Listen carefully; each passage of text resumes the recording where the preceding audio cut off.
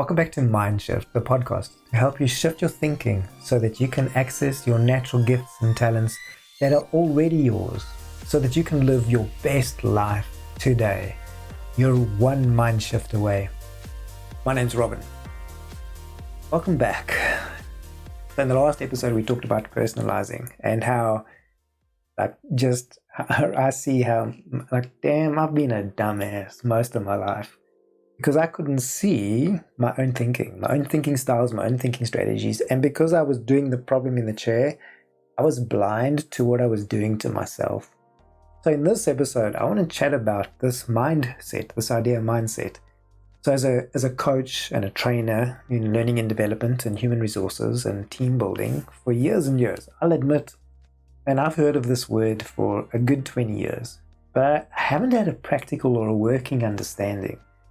And in the last year or so, it's become apparent to me. I was like, oh, maybe that's what this means. Because I've had all the theory, man. I've learned a lot about positive psychology, about human development, training, in different fields, in leadership and management, in the human sciences, in business, as a business owner, as a manager, as a leader, as a consultant, in project management, and in my own work, in my own faith, and my own spirituality, in my own life as father, as lover, as friend. Like, man, there's this word that's been dancing around, but I didn't see it for what it is as I do now. I want to chat about this idea of a mindset, or in particular, specifically how my mind has been set. And these set points, these thinking, believing, emoting, and behaving set points has been what's shaped my life and shaped the experiences of my life. And I want to share some ideas far back as childhood of help you see, as I understand, how this set point created a mindset that I was stuck in. And perhaps you have aspects of your life, facets of your life right now where you feel stuck, where it's like, I just don't know what else to do. This makes me think of a scenario with one of my coaching buddies. He was in Canada at the time. So, dude, if you're listening, thank you for this gift. And I was lamenting with him. A nice way to say I was complaining about the lack of progress I was experiencing at that time. Progress in my skills as a coach, as a trainer, progress in my growth of my business, progress in sales and marketing and promoting, and progress in my personal life in different aspects, from relating to my running, my physical health, my well-being. So a lot of areas that were not happening as I'd like them to.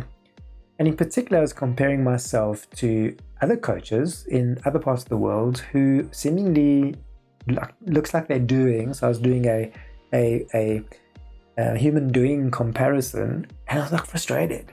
Like, man, but I've done everything they're doing. I'm pretty sure I know just about everything they know.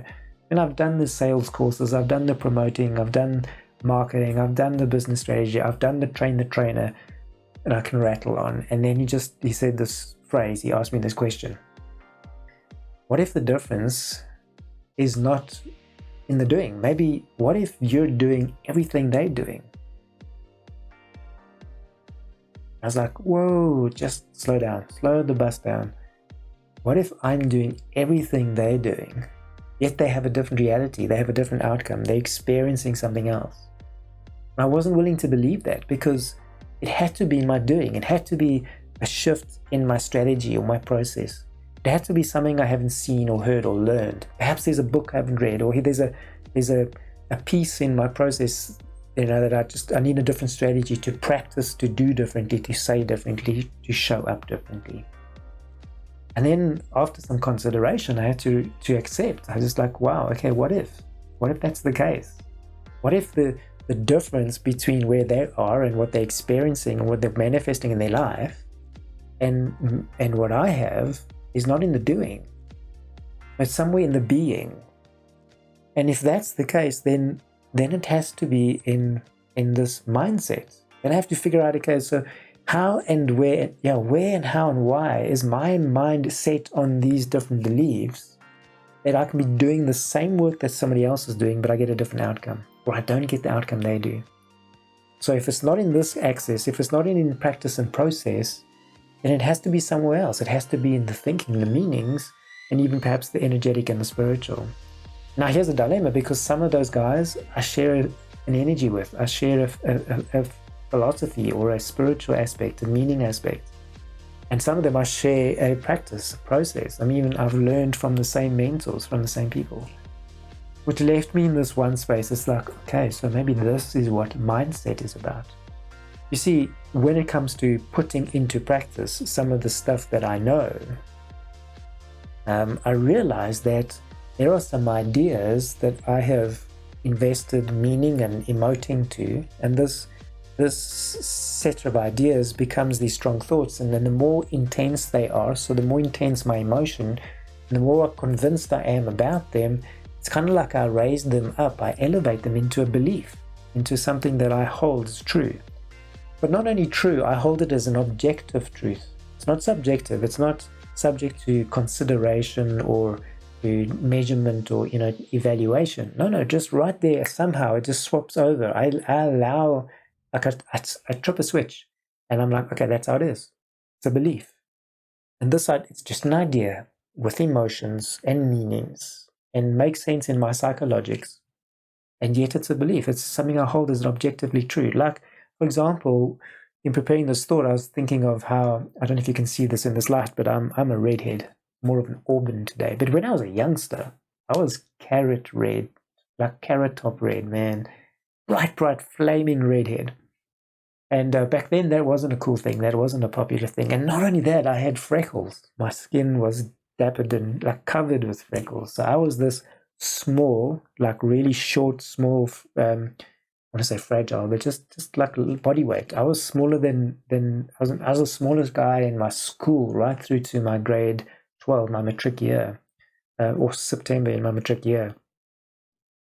And being small and being, I'm also a twin, by the way. So if you see me out there in the marketplace, but I look a little bit different, because I am a little bit different, but it's not me, it's my twin brother. And we, as the smallest guys in our school, in our classes, and bright flaming red, bright carrot tops, and with these freckles, we stood out. And I stood out like a sore thumb. Not only did I stick out, it became a tool of ridicule. So a lot of teasing and a lot of ridicule, and it was really brutal. It was a very difficult season. I've mentioned before, I have many happy experiences in my school career, and this was one of those unhappy ones. Here's what happened. I'm not asking for your pity. I want to look at the structure of this. Listen to what's going on here. I, as a redhead, so there's nothing I can do about this. With freckles, there's nothing I can do about this. Yet this redhead and freckled small person, whenever I go to the playground or wherever I go to sports or something, doesn't take long for a scenario to take place, for a set of actions and behaviors, a sequence of events to roll out, which would allow me to experience or to feel that redhead and freckles equals torture, equals emotional dis-ease and sadness and pain. So these ideas over the run of time, so micro exposures to lots of sadness and lots of teasing and lots of pain over time coalesce, stack up. These ideas become really intense. The emotion I experienced over time, really intense. Not only that, it's like I'm not getting away from this. It doesn't matter what I do, where I go, somehow I get teased for being redhead and freckled and short. So I allowed these ideas, this coalesced set of thoughts and ideas, to grow up into a belief. And I did something interesting. I allowed it to become an objective truth. It was true for me. All those events were true for me, but not just subjectively true. It's not just a truth that happened in that moment. Over the run of time, in the conditioning, I allowed that to become an objective. In other words, I just absorbed this. I allowed this to be a hallmark truth. And I used this and many ideas like this to build up a frame of what my world looks like. I'm short, I'm redhead, I'm freckled, and a whole bunch of other stuff. And I used these as building blocks to build this frame of ideas around me, which I now know is my mindset. So for the longest of time, my frame of the world, my perspective, the lenses I look out and make sense of the world around me, the building blocks around those lenses had these beliefs. And one of these beliefs created a set point in my frame, in my perspective, my understanding of life. So much so that over the run of time, like, I didn't have to get teased. Just by entering in a room, I was anticipatory expecting to be teased for being red-headed and freckled. And I probably behaved in a way, I probably changed the way I look at my face or smiling and whatnot. So I brought in so much, I attracted so much of that stuff because of this set of thoughts that became ideas that had a lot of emoting and became really intense, and I allowed it to become an objective truth. It took many, many years of processing, of thinking through this to realize that was not an objective truth. That was a subjective experience that I escalated, I elevated into a truth. So what's my point here? How many things, how many ideas, maybe they were external, maybe they were internal. So external, there was events that happened in your world, or there was experiences in response to an event that happened in your world that had an emotional aspect to it. And with that emotion, you gave it, so you calibrated and you gave it meaning, and that benchmarking, that meaning, and they become a belief, an objective, not subjective, but an objective belief. And these beliefs are what we hold, what we use to build our frame, our mindset. And here's my point, is as I think of those beliefs, those that are strong, those that have the intensity, they're like easy to remember. They're imprinted even in my body. And the emotions they were so strong then that I can visit them in a moment. I can have a flashback in this conversation. It's as if I was back there in 7, 8, 9, 10 years old. And that's become a set point. That's become an emotional set point, or that's become a mental, a cognitive set point, or that's become a physical set point. And this is what my mindset is. My mindset is a collection of set points. So when I'm trying to make sense of my reality today, I use my mindset. I use a collection of set points, of emotional set points, of thinking, cognitive set points, of physiological memory. My body stores that energy, that emotion, that energy in motion. It's an amazing memory bank, the physical body, not just your brain, not just the cognitive processes of your brain and all the different systems in your physical body, but your body itself stores energy in emotion, or stores emotion, the energy of emotion in your physical body. And that too can be a set point. We call it muscle memory, right? You'll go into a room and you'll be triggered by something that you smell, or something that you hear, or something that you see, and in an instant, you're brought back in this flashback to a moment of your youth, to a set point.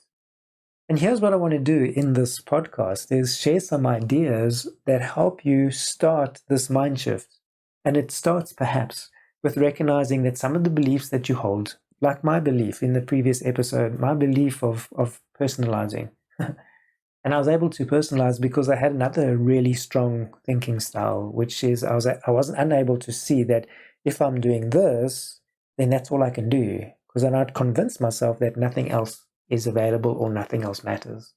Or if this happens to me here, so if this boy is doing this to me in this scenario, then all boys are going to do that to me in every scenario. I was doing that really well, based on a set point, based on an emotional experience, or an experience loaded with emotion, a set of thoughts and ideas that I held as a belief.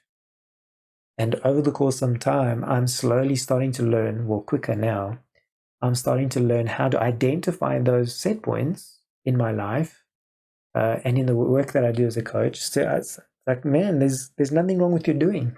Perhaps there's nothing wrong with your doing. Perhaps there's nothing wrong with your skills, or your expertise, or your experience. But when it comes to making that decision to shift or to change, like deciding to not take that next drag of a cigarette, or deciding not to have another chocolate, or deciding not to have another drink, or deciding not to judge that staff member because of the difference that you experience in their culture, or their language, or their behavior, in their way, or deciding not to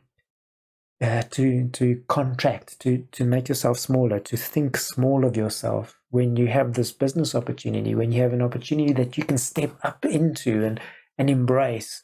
but everything in your body reminds you of a previous set point, or a set point that's held in a different version of you, not the version of who you want to become. In a set point tied up into thinkings and emotings and behaviors that will take you back into the person you used to be in your past and not help you draw you forward into the person that you desire to be in the future. And this mind shift starts with recognizing those set points. And we're going to share in the podcast to follow that some of those mind shifts, some of the things that you believe, I'm not here to say it's right or wrong. I'm here to say perhaps it's an unhelpful set point. Perhaps your mind is set on something that doesn't serve you anymore.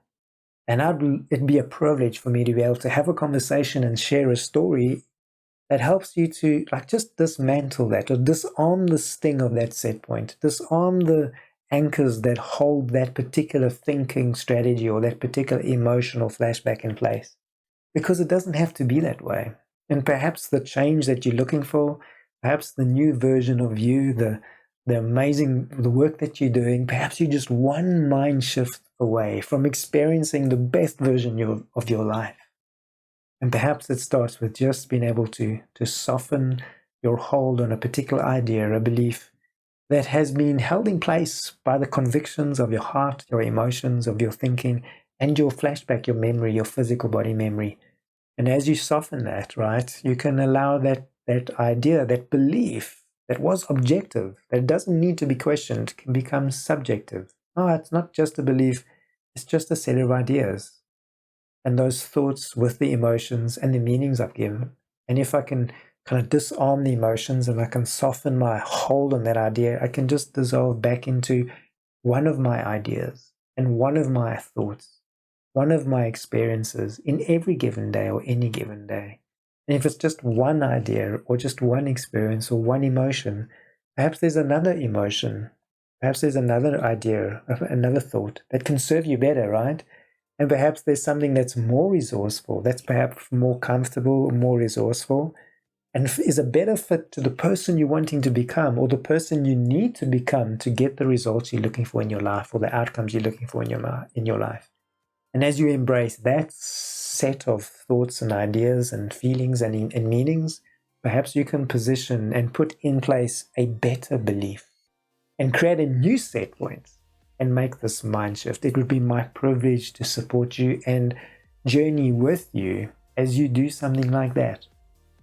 So I'm curious, what's been your mindset? What's been your set point that's like screaming and shouting aloud to you in that invisible voice in the ears of your mind? Yes, that one, as you hear yourself speak to yourself. I'd love to know. Send me a DM. Let me know what you're working with, or what set points would you like to change next? What idea, belief you recognize, dude, stop being a dumbass, Robin. Like, man, I want to let go of that stuff.